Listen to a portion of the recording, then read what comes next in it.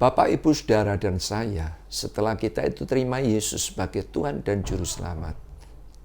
Dan kalau kita itu sudah menerima kasih Allah, kita harus menyalurkannya. Itu penting. Jadi bukan untuk kepentingan pribadi. Kasih Allah yang sudah kita terima, kita harus salurkan. Dengan cara bagaimana? Ya, contoh di dalam kehidupan sehari-hari di rumah, kita harus bagikan melalui anggota keluarga kita. Mungkin kita ini sebagai seorang suami kepada istri, bagaimana menyalurkan kasih Allah kepada istri kita? Kita harus rangkul dia, peluk dia, cium dia. Itu penting, saudara. Itu harus kita kerjakan kepada anak-anak kita, kepada cucu kita. Sentuhan itu penting. Lakukan. Saya pun juga begitu. Terhadap cucu saya, terhadap anak saya. Kita rangkul, kita cium. Kita bagikan kasih Allah itu kepada orang yang ada di sekitar kita. Dengan cara apa lagi? Menasehati, itu harus. Kita harus menasehati orang-orang di sekitar kita dengan kebenaran firman Tuhan. Nasihat firman Tuhan disampaikan. Dengan apalagi kita membagikan. Dengan apa, saudara, kita membagikan kasih kepada keluarga kita? Dengan melayani dengan baik. Ya, mungkin dipercayakan orang tua banyak mengalami perubahan. Ya, orang tua itu mungkin sakit di hari tuanya. Kesempatan kita harus melayani.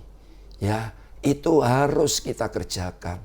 Ya, apalagi dengan cara apa kita menyalurkan kasih Tuhan itu? Dengan menyemangati, mendorong kata-kata yang membangun. Lah, itu perlu sekali. Jadi kalau kasih Allah itu tidak disalurkan, ada banyak orang tidak mengalami kasih Allah. Sebab Alkitab berkata, bagaimana mereka berseru kalau mereka tidak percaya? Bagaimana mereka percaya kalau mereka tidak dengar? Bagaimana mereka dengar kalau tidak ada yang memberitakan? Bagaimana mereka memberitakan kalau tidak diutus? Jadi Tuhan ingatkan hari ini setiap saudara dan saya, setelah kita itu terima kasih Allah harus disalurkan kepada orang-orang di sekitar kita. Amin. Itu. Apalagi kalau kasih Allah itu tidak disalurkan, pasti akan merugikan diri sendiri dan orang lain. Sebab Alkitab katakan, Yeskiel 3 ayat 18-19 dikatakan begini.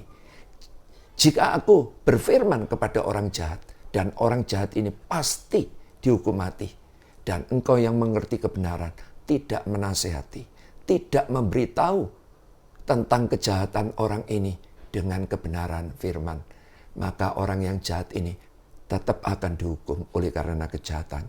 Tetapi engkau yang mengerti kebenaran firman Tuhan, tidak membagikan kepada orang yang jahat ini, engkau akan dituntut. Jadi jelas, kasih Allah itu kalau tidak dibagikan, juga merugikan diri sendiri dan orang lain.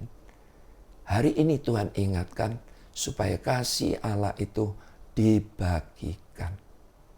Dengan cara apa? Sentuhan. Dengan cara apa? Dorongan. Ya, perkataan positif. Dengan apa kita bagikan? Dengan menasihati mereka, dengan melayani mereka, dinasihati dengan firman Tuhan. Saya berdoa saudara menangkap kebenaran firman ini. Tuhan Yesus memberkati.